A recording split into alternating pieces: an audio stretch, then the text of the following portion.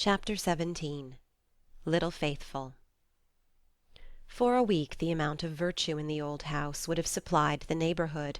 It was really amazing, for everyone seemed in a heavenly frame of mind, and self-denial was all the fashion. Relieved of their first anxiety about their father, the girls insensibly relaxed their praiseworthy efforts a little, and began to fall back into old ways.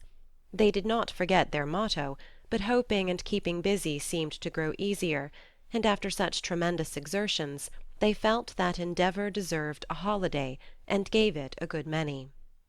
Jo caught a bad cold through neglect to cover the shorn head enough, and was ordered to stay at home till she was better, for Aunt March didn't like to hear people read with colds in their heads. Jo liked this, and after an energetic rummage from garret to cellar, subsided on the sofa to nurse her cold with arsenicum and books. Amy found that housework and art did not go well together, and returned to her mud-pies. Meg went daily to her pupils, and sewed, or thought she did, at home, but much time was spent in writing long letters to her mother, or reading the Washington dispatches over and over. Beth kept on, with only slight relapses into idleness or grieving. All the little duties were faithfully done every day, and many of her sisters also, for they were forgetful, and the house seemed like a clock whose pendulum was gone a-visiting. When her heart got heavy with longings for mother, or fears for father, she went away into a certain closet, hid her face in the folds of a dear old gown, and made her little moan, and prayed her little prayer quietly by herself. Nobody knew what cheered her up after a sober fit, but everyone felt how sweet and helpful Beth was, and fell into a way of going to her for comfort or advice in their small affairs. All were unconscious that this experience was a test of character, and when the first excitement was over, felt that they had done well and deserved praise. So they did, but their mistake was in ceasing to do well, and they learned this lesson through much anxiety and regret. "Meg, I wish you'd go and see the Hummels. You know mother told us not to forget them," said Beth, 10 days after Mrs. March's departure. "I'm too tired to go this afternoon," replied Meg, rocking comfortably as she sewed. "Can't you, Jo?" asked Beth. "Too stormy for me with my cold." "I thought it was almost well."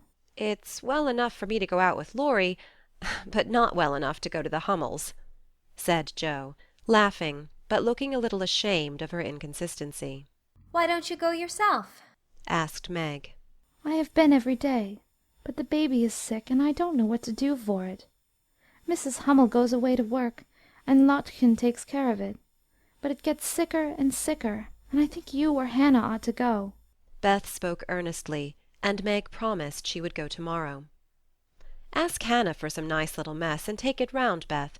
The air will do you good," said Jo, adding apologetically, "I'd go, but I want to finish my writing." "My head aches, and I'm tired, so I thought maybe some of you would go," said Beth. "Amy will be in presently, and she will run down for us," suggested Meg. So Beth lay down on the sofa, the others returned to their work, and the Hummels were forgotten. An hour passed. Amy did not come. Meg went to her room to try on a new dress, Jo was absorbed in her story, and Hannah was sound asleep before the kitchen fire, when Beth quietly put on her hood, filled her basket with odds and ends for the poor children, and went out into the chilly air with a heavy head and a grieved look in her patient eyes. It was late when she came back, and no one saw her creep upstairs and shut herself into her mother's room. Half an hour after, Jo went to mother's closet for something, and there found little Beth sitting on the medicine chest, looking very grave, with red eyes and a camphor bottle in her hand. "Christopher Columbus! What's the matter?" cried Jo, as Beth put out her hand as if to warn her off, and asked quickly. "You've had the scarlet fever, haven't you?" "Years ago, when Meg did. Why?" "Then I'll tell you. Oh, Jo, the baby's dead." "What baby?" "Mrs. Hummel's. It died in my lap before she got home," cried Beth with a sob. "Oh, my poor dear, how dreadful for you! I ought to have gone," said Jo, taking her sister in her arms as she sat down in her mother's big chair, with a remorseful face. "It wasn't dreadful, Jo, only so sad. I saw in a minute it was sicker, but Lotkin said her mother had gone for a doctor, so I took baby and let Lottie rest. It seemed asleep, but all of a sudden it gave a little cry and trembled, and then lay very still. I tried to warm its feet, and Lottie gave it some milk, but it didn't stir, and I knew it was dead. Don't cry, dear.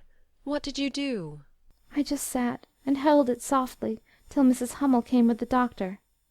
He said it was dead, and looked at Heinrich and Minna, who have sore throats. Scarlet fever, ma'am, ought to have called me before, he said crossly. Mrs. Hummel told him she was poor and had tried to cure baby herself, but now it was too late, and she could only ask him to help the others and trust to charity for his pay. He smiled then, and was kinder. But it was very sad, and I cried with them till he turned round all of a sudden and told me to go home and take Belladonna right away, or I'd have the fever. No, you won't, cried Joe, hugging her close with a frightened look. Oh, Beth, if you should be sick, I never could forgive myself. What shall we do? Don't be frightened. I guess I shan't have it badly.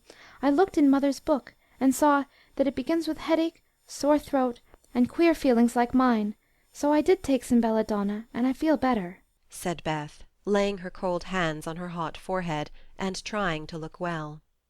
If mother was only at home! Exclaimed Joe, seizing the book, and feeling that Washington was an immense way off. She read a page, looked at Beth, felt her head, peeped into her throat, and then said gravely, "You've been over the baby every day for more than a week, and among the others who are going to have it, so I'm afraid you are going to have it, Beth. I'll call Hannah. She knows all about sickness." Don't let Amy come. She never had it, and I should hate to give it to her. Can't you and Meg have it over again? Asked Beth, anxiously. I guess not. Don't care if I do. Serve me right, selfish pig, to let you go and stay writing rubbish myself, muttered Joe, as she went to consult Hannah. The good soul was wide awake in a minute, and took the lead at once, assuring that there was no need to worry.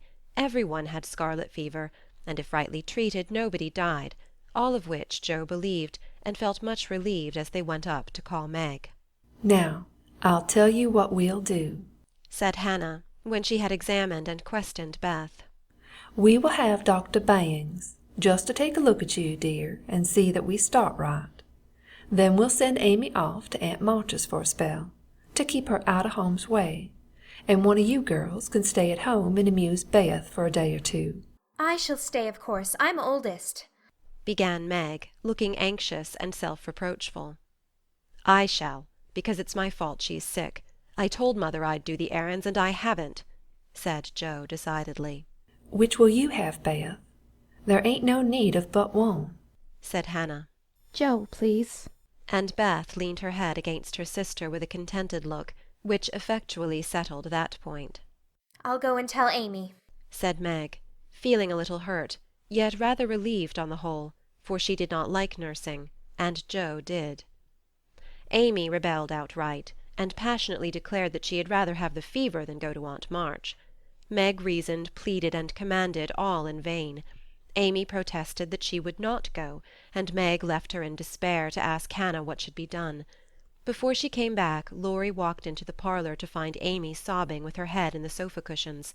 She told her story, expecting to be consoled, but Laurie only put his hands in his pockets and walked about the room, whistling softly, as he knit his brows in deep thought. Presently he sat down beside her, and said in his most wheedlesome tone, "Now be a sensible little woman and do as they say. No, don't cry, but hear what a jolly plan I've got.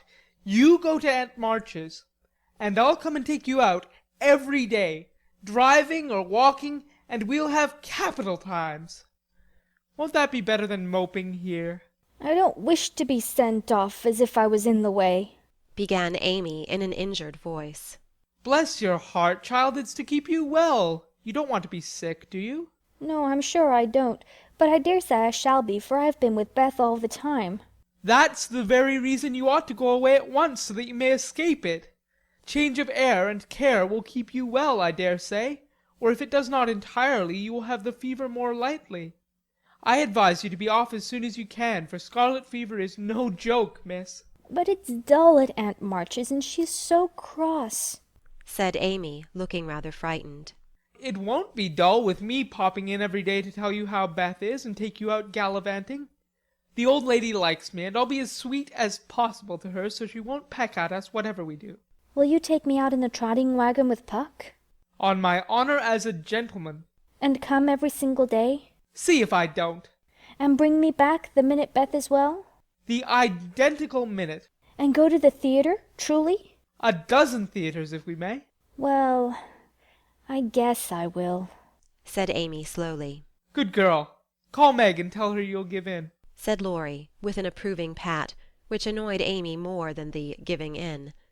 Meg and Joe came running down to behold the miracle which had been wrought, and Amy, feeling very precious and self-sacrificing, promised to go if the doctor said Beth was going to be ill. How is the little dear? Asked Laurie, for Beth was his especial pet, and he felt more anxious about her than he liked to show. She is lying down on Mother's bed and feels better. The baby's death troubled her, but I dare say she has only got cold. Hannah says she thinks so, but she looks worried, and that makes me fidgety, answered Meg. What a trying world it is, said Joe, rumpling up her hair in a fretful way. No sooner do we get out of one trouble than down comes another. There doesn't seem to be anything to hold on to when Mother's gone, so I'm all at sea. Well, don't make a porcupine of yourself. It isn't becoming. Settle your wig, Joe, and tell me if I shall telegraph to your mother or do anything, asked Laurie, who had never been reconciled to the loss of his friend's one beauty. That is what troubles me, said Meg. I think we ought to tell her if Beth is really ill, but Hannah says we mustn't, for Mother can't leave Father and it will only make them anxious. Beth won't be sick long, and Hannah knows just what to do, and Mother said we were to mind her, so I suppose we must, but it doesn't seem quite right to me. Well, I can't say. Suppose you ask Grandfather after the doctor has been. We will. Joe, go and get Dr. Bangs at once, commanded Meg. We can't decide anything till he has been. Stay where you are, Joe. I'm errand boy to this establishment, said Laurie, taking up his cap. I'm afraid you are busy, began Meg. No, I've done my lessons for the day. Do you study in vacation time? asked Joe. I follow the good example my neighbors set me, was Laurie's answer as he swung himself out of the room. I have great hopes for my boy, observed Joe, watching him fly over the fence with an approving smile. He does very well, for a boy, was Meg's somewhat ungracious answer, for the subject did not interest her. Dr. Bangs came, said Beth had symptoms of the fever, but he thought she would have it lightly, though he looked sober over the Hummel story. Amy was ordered off at once, and provided with something to ward off danger. She departed in great state, with Joe and Laurie as escort. Aunt March received them with her usual hospitality. "What do you want now?" she asked, looking sharply over her spectacles, while the parrot, sitting on the back of her chair, called out, "Go away. No boys allowed here." Laurie retired to the window, and Joe told her story. "No more than I expected. You're allowed to go poking about among poor folks. Amy can stay and make herself useful, if she isn't sick, which I've no doubts she will be. Looks like it now. Don't cry, child. It worries me to hear people sniff." Amy was on the point of crying, but Laurie slyly pulled the parrot's tail, which caused Polly to utter an astonished croak and call out, "Wah! Bless my boots!" in such a funny way that she laughed instead. "What do you hear from your mother?" asked the old lady gruffly. Father is much better, replied Joe, trying to keep sober. "Oh, is he? Well, that won't last long, I fancy. March never had any stamina," was the cheerful reply. "Ah, never say die. Take a pinch of snuff. Goodbye, goodbye," squalled Polly, dancing on her perch, and clawing at the old lady's cap as Laurie tweaked him in the rear. "Hold your tongue, you disrespectful old bird. And Joe, you'd better go at once. It isn't proper to be gadding about so late with a rattle-pated boy like—" "Hold your tongue, you disrespectful old bird," cried Polly, tumbling off the chair with a bounce, and running to peck the rattle-pated boy, who was shaking with laughter at the last speech. I don't think I can bear it, but I'll try, thought Amy, as she was left alone with Aunt March. "Get along, you fright!" screamed Polly, and at that rude speech Amy could not restrain a sniff.